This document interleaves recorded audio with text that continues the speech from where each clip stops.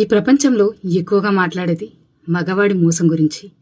కానీ ఒక అమ్మాయి మోసం చేసిన తర్వాత అబ్బాయి ఎదుర్కొనేటువంటి ఆవేదన, వాళ్ళ మౌనం, వాళ్ళు బాధపడే తీరు గురించి ఎవ్వరూ మాట్లాడరు. ఆమె మోసం చేసిన తర్వాత అతనిలో మిగిలింది ఏముంటుంది? ఆమె మోసం చేసింది, కానీ అట్లీస్ట్ చివరికి వాళ్ళకు బాధను బయటికి ఎక్స్ప్రెస్ చేయలేని స్థితిలో ఉండిపోతారు. ఆ విధంగా మన సొసైటీ అనేది వాళ్ళను ఫ్రేమ్ చేసి పెట్టింది. అతని లోపల బాధపడుతూ నవ్వుతూ బ్రతకడం, కానీ లోపల నిశ్శబ్దంగా చచ్చిపోవడం.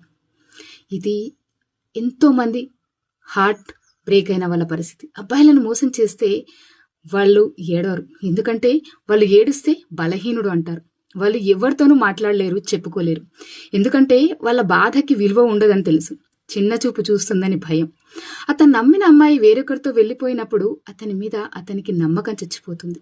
నేనేం తక్కువ చేశాను అన్నటువంటి ప్రశ్న ఎన్నేళ్లు గడిచినా అతని మనసులో మూలగా ఉండిపోతూనే ఉంటుంది. ఒక అమ్మాయి మోసం చేసిన తర్వాత అతను సైకలాజికల్ ఫేసెస్ ఎలా మారుతుంది అంటే, ఫస్ట్ ది సెల్ఫ్ బ్లేమ్ చేసుకుంటా ఉంటారు. అంటే వాళ్ళు ఆమెను ప్రేమించాడని తప్పుగా భావించడమే మొదట్లో వస్తుంది. అంటే నాకేం లేదు, ఆమె నాకెందుకు దూరమైందో అని తనని తానే శిక్షించుకోవడం మొదలు పెడతారు. Number 2, silent suffering. బయట అందరితోటి మామూలుగా ఉంటారు, కానీ రాత్రులు ఒంటరిగా ఉన్నప్పుడు తనలో ఉన్నటువంటి బాధతోటి ఎన్నో నిద్రలేని రాత్రులు, ఒక బ్రోకెన్ ట్రస్ట్, ఒక క్వశ్చన్, అసలు ఆమె నన్ను ప్రేమించిందా అంటూ నిరంతరం ఆ క్వశ్చన్ అతన్ని వెంటాడుతూ ఉంటుంది. Number 3, aggression or isolation. అతి క్రూరంగా మారిపోతారు. కొందరికి అది కోపంగా బయటపడుతుంది, ఇంకొదరికి అది కంప్లీట్ ఎమోషనల్ నమ్లెస్లోకి మార్చుతుంది. ఇంకపై వాళ్ళు ఎవరి మీద నమ్మకం పెట్టుకోరు. కొంతమంది ద్వేషంతో ప్రతి ఒక్కరిని తిట్టడం, నలిపేయడం లాంటి యాంటీ సోషల్ యాక్ట్స్ కూడా వెళ్తూ ఉంటారు. Number 4, fear of loving again. అంటే ఒక అమ్మాయి మోసం చేసిన తర్వాత అతని జీవితంలో ఎవరి ప్రేమనైనా టెస్ట్ చేయడం, డౌట్ చేయడం మొదలు పెడుతూ ఉంటారు.